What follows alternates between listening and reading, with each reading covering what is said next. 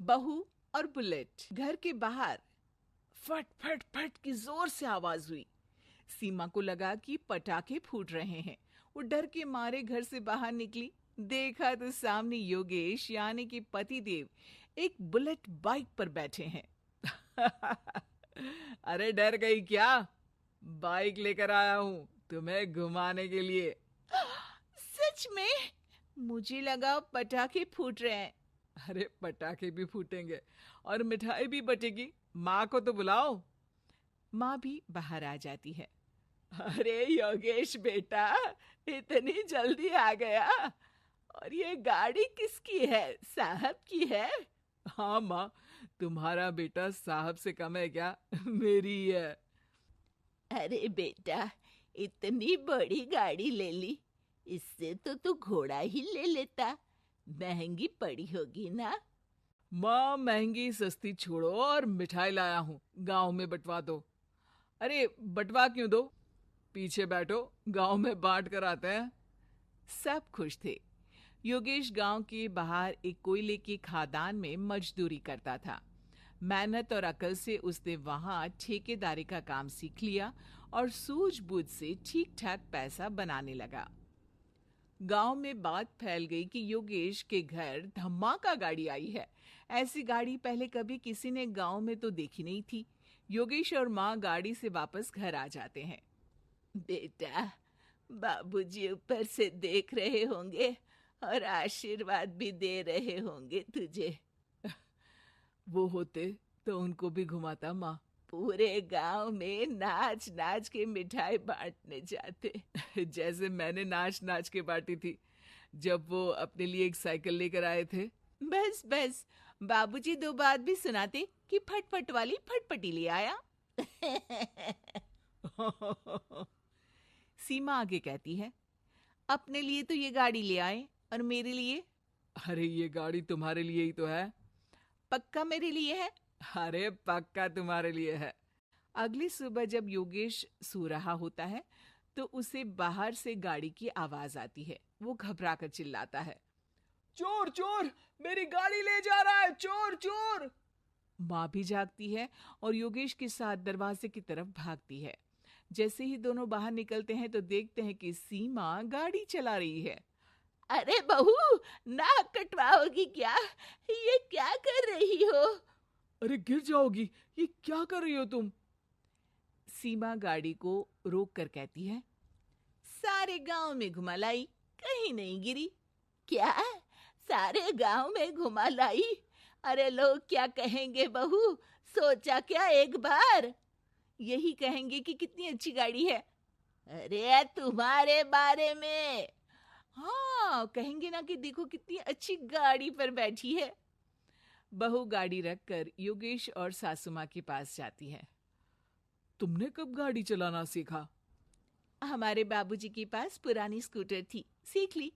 फिर स्कूल में एक मास्टर जी भी ऐसी ही गाड़ी लेकर आते थे, उन्होंने सिखा दी। हाँ हाँ, स्कूल के मास्टर आजकल यही सब तो सिखा रहे हैं। पढ़ाई का कुछ सिखाते तो कुछ भला होता। अरे बहू, अब गाड़ी मत चलाना।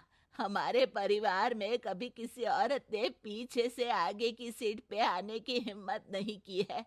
तुम भी मत करना, समझी? जी, समझ गई माँ जी। सीमा सास की बात सुनकर चुपचाप रसोई में जाकर उदास होकर खाना पकाने लगती है।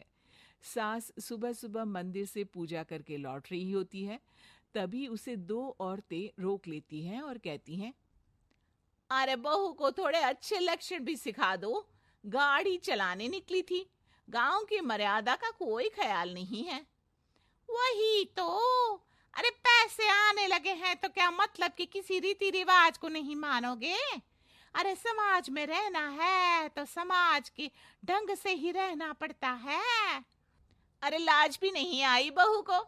चूल्हे चौके से निकलकर सीधे गाड़ी लेकर चौराहे चबूतरे नाप लिए, फट फट फट करते हुए। अरे कुछ कह देना उसे। अरे ये क्या कहेगी, बूढ़ी सास है, इनकी थोड़ी ना चलती होगी घर में। हाँ, बहू की ही चलती होगी, मर्जी भी और गाड़ी भी।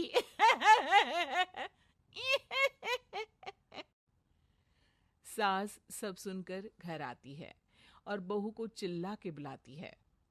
अरे नाक कटवा दी सबके सामने गाड़ी चलाकर। औरत जात गाड़ी नहीं चलाती। शहरों में तो 4 पहियों वाली गाड़ी भी चलाती हैं और हेलीकॉप्टर, हवाई जहाज भी। शहर में थोड़ी ना रहती हूँ मैडम साहिबा। आज के बाद गाड़ी से ही नहीं, यूं भी निकलना बंद तुम्हारा घर से। माँ सही कह रही है। कहीं भी जाना हो तो मुझे बता देना, मैं लेके चलूंगा। आज माँ को तुम्हारे कारण कितनी बातें सुननी पड़ी। इतना कहते हुए योगेश वहां से चला जाता है।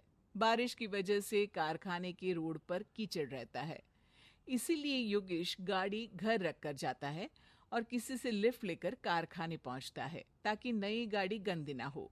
लेकिन शाम को इतनी तेज बारिश होती है कि उसे वापस आने का कोई साधन ही नहीं मिलता। बारिश बढ़ती जाती है। रात के 11 बज जाते हैं। रास्ते में एक नदी का ब्रिज है। अगर उस पर पानी आ गया तो योगेश कारखाने में ही फंस जाएगा। पूरी रात भूखे प्यासे बितानी पड़ेगी। घना अंधेरा, बिजली की कड़कड़ाहट और तेज बारिश। राजेश डर भी रहा था, ठंड से कांप भी रहा था। तभी उसे रोड से आती हुई एक रोशनी दिखती है। वो देखता है कि उसके सामने एक बाइक आकर खड़ी हुई है। वो ऊपर वाले को धन्यवाद देकर उस बाइक वाले आदमी की तरफ बढ़ता है, पर पास जाकर देखता है तो भौचक्का रह जाता है। सीमा, तुम यहाँ इतनी बारिश में गाड़ी पर? पहले बैठो तो, नदी ब्रिज पे आ जाएगी तो जाना मुश्किल हो जाएगा। योगेश गाड़ी के पीछे बैठता है। सीमा गाड़ी चला रही है। मैंने तो तुमको पहचाना ही नहीं। गाड़ी की आवाज तो पहचानी होगी ना? अरे पर मुझे नहीं पता था कि तुम आओगी। अच्छा किया कि तुम आ गई। माँ नहीं आने दे रही थी, पर हमेशा पति पत्नी की रक्षा थोड़ी ना करेगा, पत्नी को भी तो करनी चाहिए। योगेश को सुबह अपने किए पर पछतावा होता है। उसकी आंख में आंसू आ गए जो बारिश की बूंदों में बह गए थे। उसके बाद सीमा को सास ने और योगेश ने खुशी खुशी समाज की सीमा लांघने की मंजूरी दे दी। अब वो जहां भी जाती, फट फट फट गाड़ी पे ही जाती।